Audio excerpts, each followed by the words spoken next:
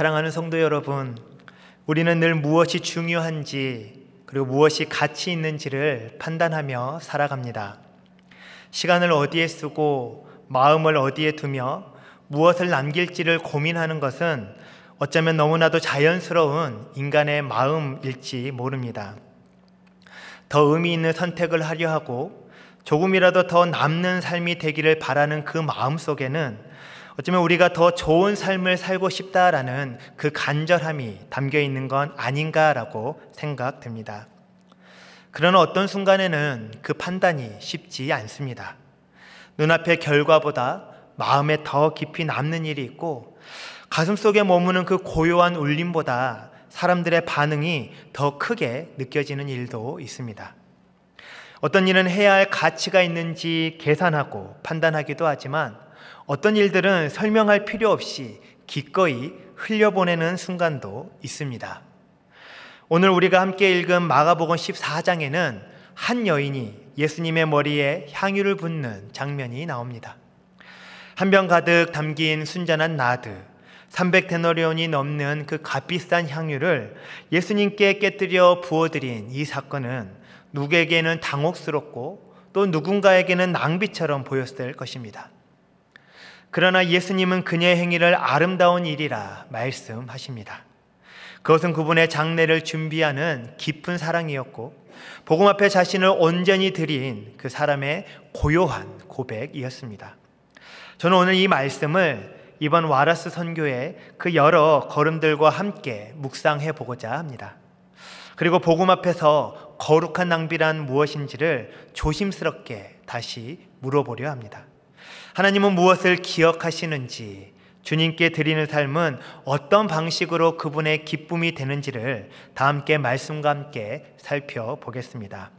저희 다 함께 마가복음 14장 3절 말씀 함께 읽겠습니다.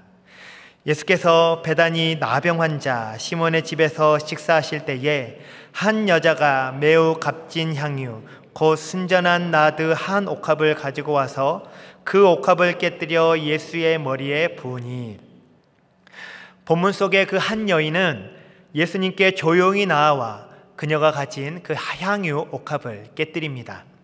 비록 그녀의 이름은 기록되어 있지 않지만 손에 들린 그 향유는 오히려 인상적인 장면을 만들어냅니다. 300데나리온, 당시 그 노동자 한 사람의 1년치에 해당하는 그 임금에 해당하는 그 값진 기름, 그 향유를 한꺼번에 예수님께 붓는다라는 것은 보통의 계산으로는 도무지 납득되지 않는 일이었습니다. 그래서였을까요? 주변 사람들은 곧 목소리를 높여 말합니다. 다절 말씀인데요. 어떤 사람들이 화를 내어 서로 말하되 어찌하여 이 향유를 허비하는가?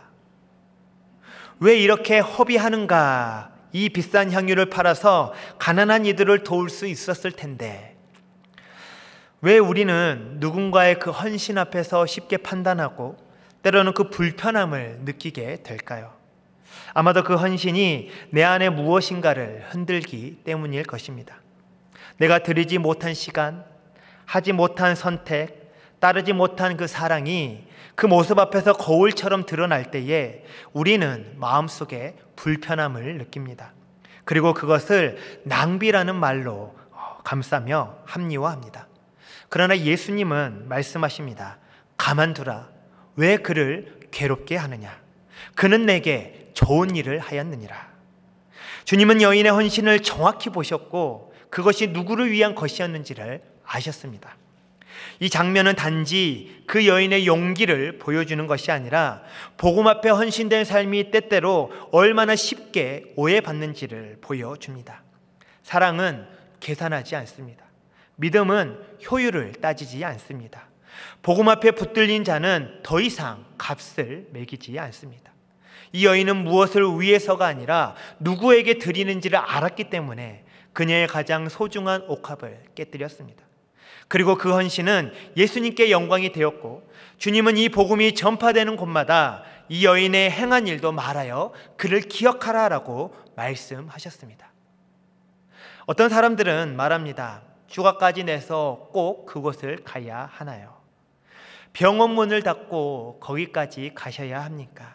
그럼 다른 환자들은 어떻게 합니까? 아직 학생이면 더 좋은 곳에서 봉사 경험을 할 수 있지는 않나요? 굳이 이번 여름 유일한 가족 여행을 꼭 선교로 다녀와야 했나요?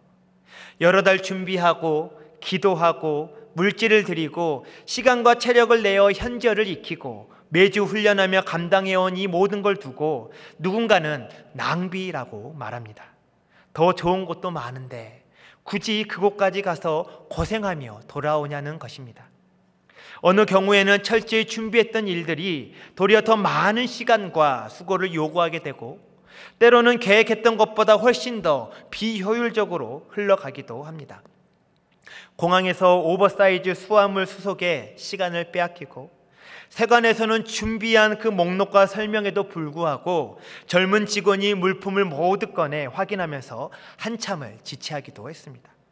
사역 초기에 장비가 제대로 작동되지 않아 등록이 지연되기도 했고 시스템으로 일원하고자 했었던 그 등록과 진료 기록은 결국 페이퍼와 병합하는 방식으로 흘러가기도 했습니다. K-데이에 사용할 그 음식이 담긴 가방 하나는 공항에서 잘못 전달되어 나중에야 그것이 다른 이의 가방임을 알게 되었습니다. 준비를 철저히 했음에도 불구하고 오히려 더 많은 시간이 걸리고 예상치 못한 그 지연과 번거로움이 생긴 것입니다. 누군가는 당혹스럽고 누군가에겐 낭비처럼 보이는 일들이 선교 중에도 일어날 수 있습니다. 그러나 예수님은 다르게 말씀하십니다. 그는 내게 좋은 일을 하였느니라. 예수님께서는 여인의 행동을 좋은 일이라 말씀하시며 그 헌신의 내면을 가장 정밀한 언어로 해석해 주셨습니다. 그녀의 낭비는 그분의 장례를 준비하는 깊은 사랑이었고 복음 앞에 자신을 드린 사람의 고요한 고백이었습니다.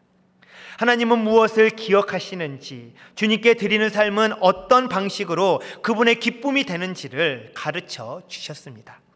이 짧은 말씀 속에는 복음 앞에서 드려지는 삶의 태도가 얼마나 풍성하고 또는 얼마나 깊은 뜻으로 감싸져 있는지를 보여주는 의미 있는 말씀이었습니다. 예수님은 이 여인의 행동을 단지 한 여인의 감정의 표현으로 보지 않으셨습니다.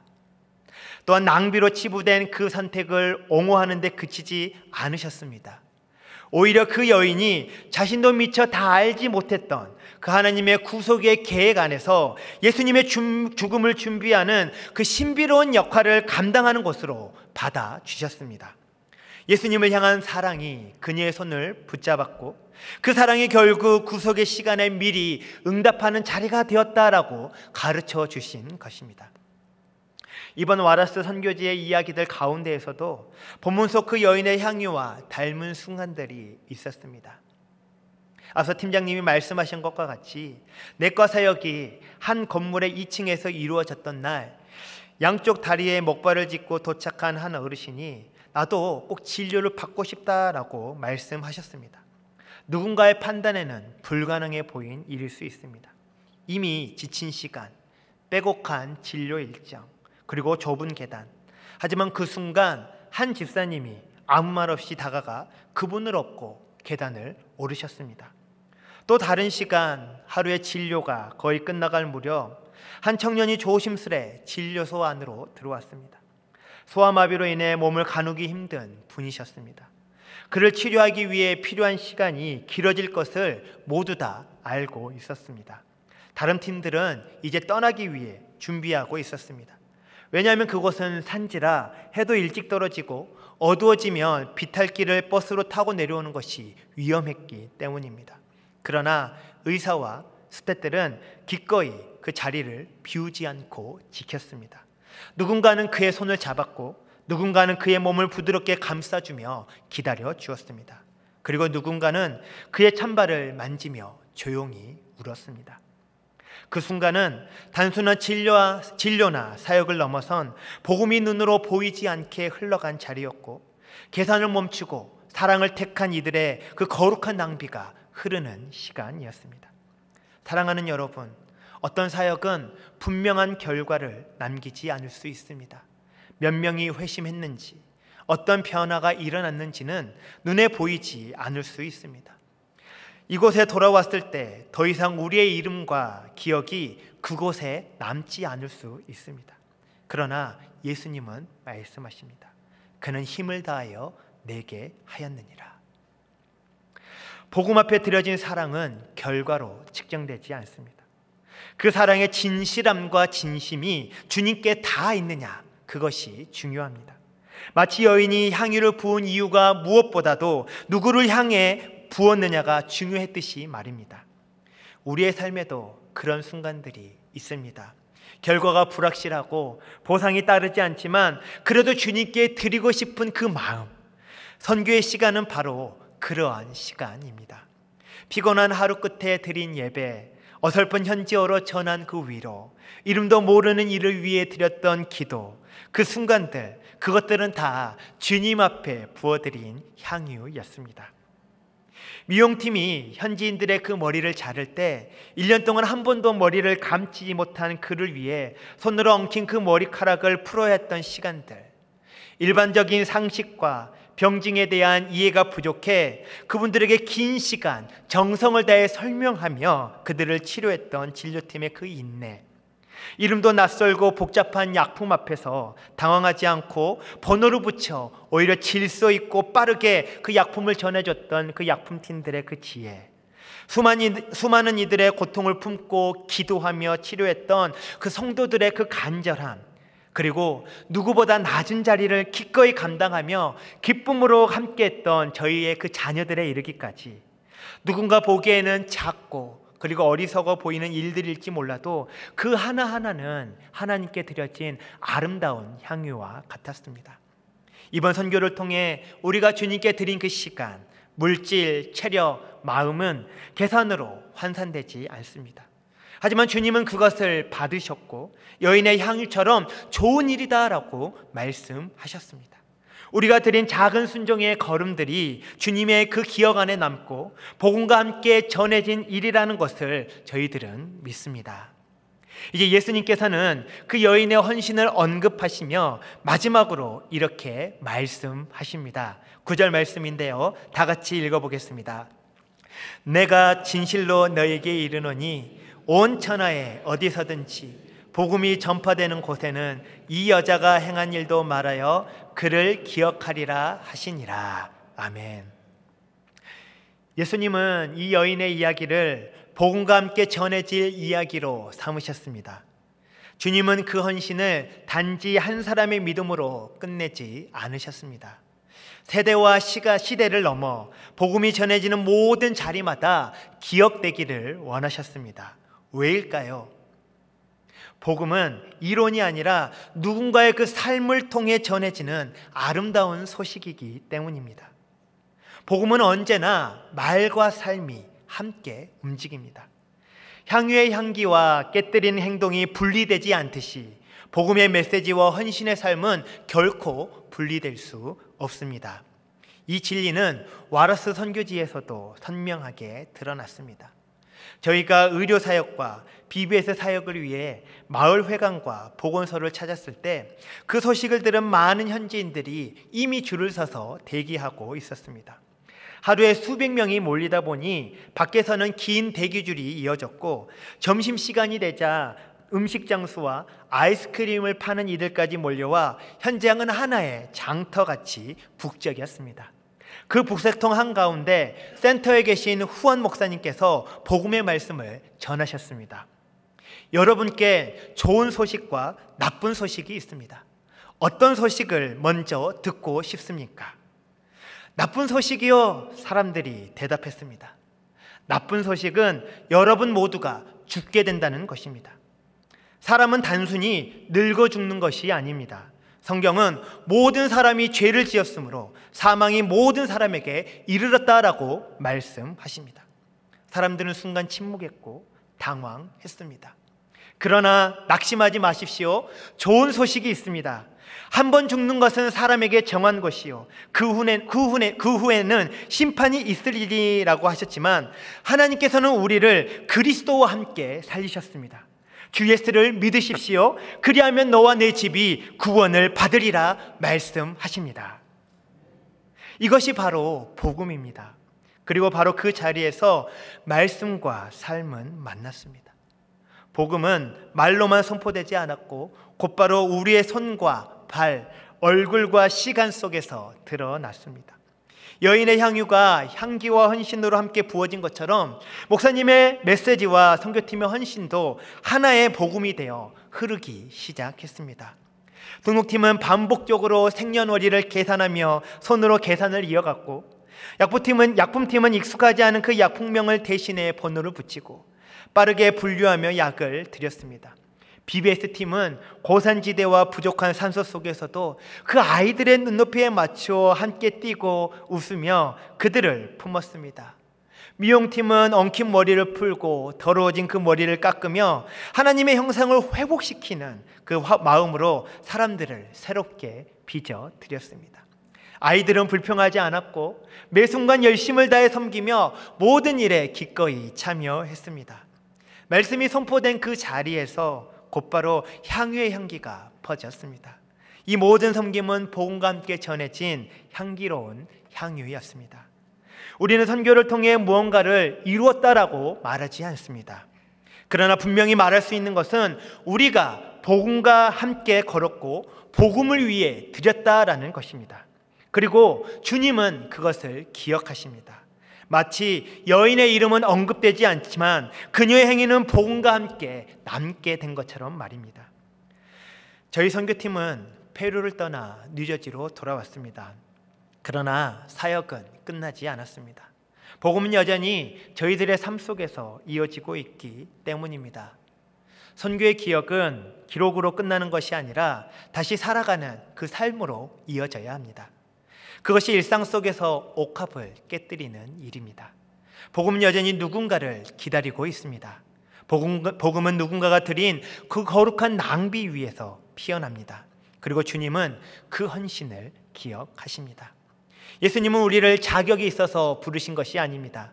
하나님의 나라는 인간의 공로나 어떠한 조건이 아닌 오직 은혜로만 세워집니다.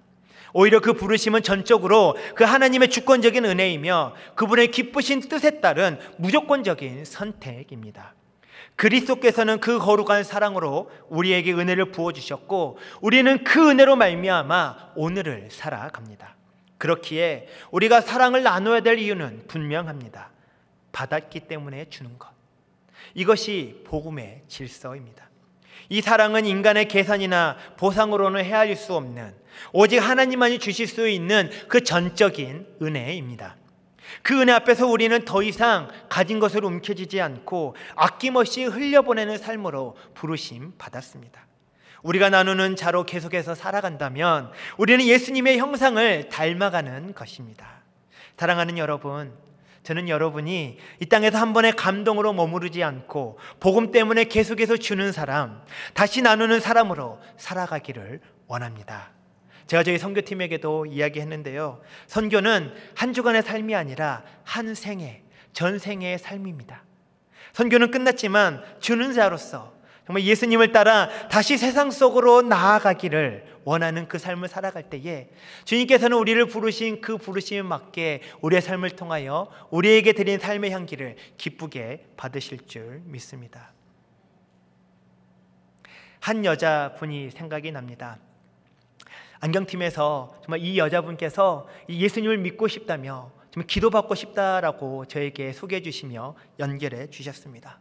이분은 영어를 하지도 못하셨고 스페니쉬만 하실 수 있으셨는데 제가 어떻게 이분에게 복음을 전하고 정말 기도를 할까라고 고민하다가 빨리 그 후원 목사님을 찾아갔습니다. 그리고 목사님께 자초지종을 설명하고 제가 먼저 한국어로 기도해드리고 그리고 후원 목사님께서 이 여자분에게 스페니쉬로 기도를 해주셨습니다. 그 여자분께서 진지하게 복음을 듣고 복음을 영접하기를 원하시는 그 장면을 보았을 때에 앞서 목사님이 전하셨던 그 말씀과 우리 선교팀이 전했던 그 사랑의 향기가 정말 이 한 분을 통하여서 정말 하나님께서 보여주시는구나. 정말 주께서 정말 이 사람을 통하여 이 한 여인을 통하여서 정말 내가 정말 이 선교의 자리를 기쁘게 받았다라고 말씀하신다라는 그 마음의 울림이 있었습니다. 바울도 말씀을 보니 이런 고백을 합니다. 내가 자랑할 수 있는 족보도 있고 육체적인 업적도 있다. 그러나 예수 그리스도를 아는 지식 앞에서 나는 이 모든 것을 배설물로 여긴다.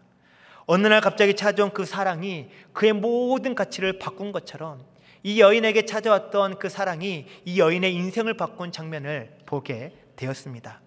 예수님을 만난다는 것은 바로 이런 것입니다. 그분이라는 절대 가치와 마주한 순간 우리의 삶의 방향과 내용이 달라집니다.